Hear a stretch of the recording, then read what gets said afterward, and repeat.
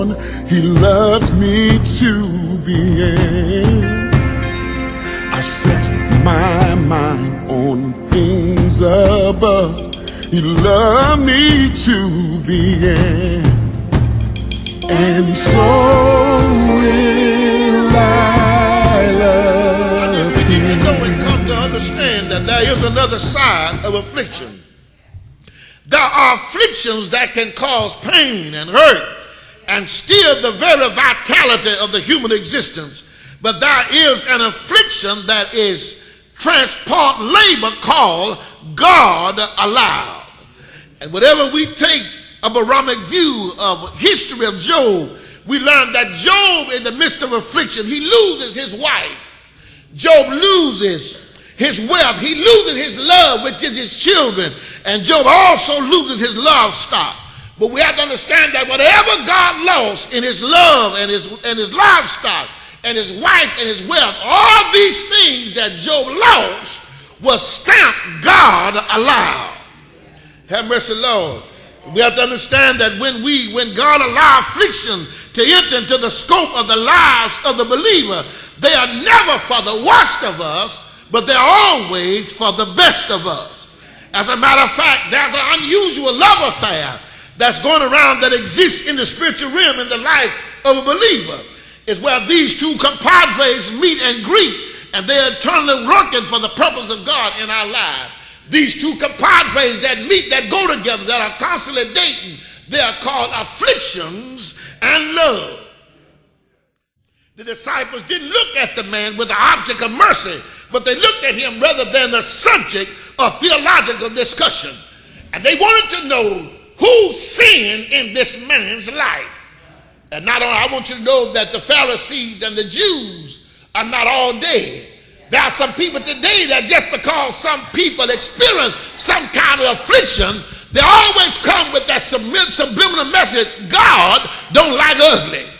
But I want you to know that every time affliction comes in your life, it doesn't mean that you've done something ugly or you've done something against the will of God. It means that God is allowing you are set up because he wants to manifest the glory of God in your life. The Bible says that when God explained to these disciples that he said to them, this man, because the Pharisees taught that many times you could sin before birth. I don't know where they got that from. Yeah, how in the world you gonna sin before you get here? Have mercy, Lord. Now you may be born into sin, but you can't sin until you commit an act that is against the will of God. And so they said, well, reason he's blind is because he must have sinned before he got here. The next thing you said, well, if he didn't sin before he got here, then it had to be something because what his parents done. And he suffered because of his parents. My dears, I want you to understand that there's a lot of things that's going on in your life, but God does not punish you. Yeah, for the life of somebody else. I want you to understand this morning that if you are experiencing afflictions, sometimes afflictions are not a matter of your parents, sometimes they're a matter of your choice. I say sometimes afflictions are a matter of your choice. My dears, we have to understand that when he deals with affliction, he said that this man was not born blind because of sin. He said that this man was born blind because afflictions are set up for God to manifest the glory of God in your life. In other words, the first thing that we have to understand, we have to learn to understand that there is blessings in afflictions. And we have to mature to the point to learn to understand that sometimes when we have afflictions, we have to learn how to thank God for the afflictions. Because many times God cannot use us and bring us into what he needs to be if he did not afflict us. Oh, my dears, we have to understand that any time that we have afflictions, sometimes afflictions are good for us. And sometimes afflictions are able to do some things for us that would not normally do if we have not been afflicted. And so it is that we learn that when we are afflicted and God afflict us many times, it brings us to the being that God can bless us Because it's in those afflictions that we turn to God. It's in those afflictions that God get our attention and let us know that we are in need of a God. I want to let you know today that because our economy is like it is, it has nothing to do a lot of times just with economy. Many times it has to do with God.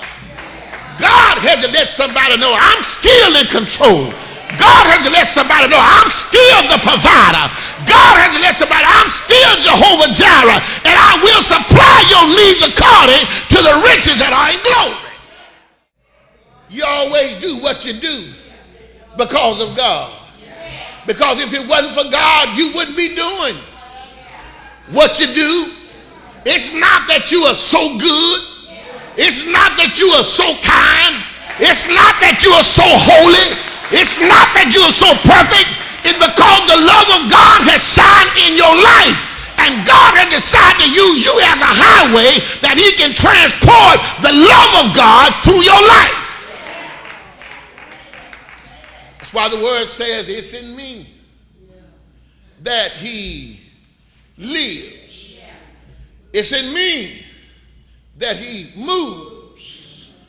It's in me that he has all beings. And so when God allows afflictions and sorrows and pain and disappointment and loss to come up in our lives, he does it for two things. And number one, that he can show the grace of God. And then he does it that he may show the mercy of God that's in us. That there are some people who would have never come to know God if it had not been for us. Whatever you do, what you do, don't do it because of you. Always do it for the glory of God. My dears, when you do it for the glory of God, it will keep you off some avenues that you don't have no business living on. They will keep you off the avenue of unappreciation. When you do it for the glory of God, it will keep you living from off the avenues of complaining. When you do it for the glory of God, it will keep you from living off the avenues of murmuring. When you do it for the glory of God, there are many times we do things and people try to speak into our spirits and let us know that people don't appreciate it. People don't even think much of it, but we have to tell them, well, if you want to be technical about it, I really did not do it for them. I did it for the glory of God. And whether they appreciate it or not, that's not between me and them. That's between them and God. And so we have to understand that when God does that for the specific reason that he wants him to show the grace of God. And he wants them to show that the love of God within us. For without these particular means, other people would not know God. And when you do something that you do, you need to let folk know firsthand that it's not you, that it's really God. When they try to give you a compliment, you learn how to pass it on and say words like this: to God. Somebody looking on my paper. To God be the glory. Yeah. Father,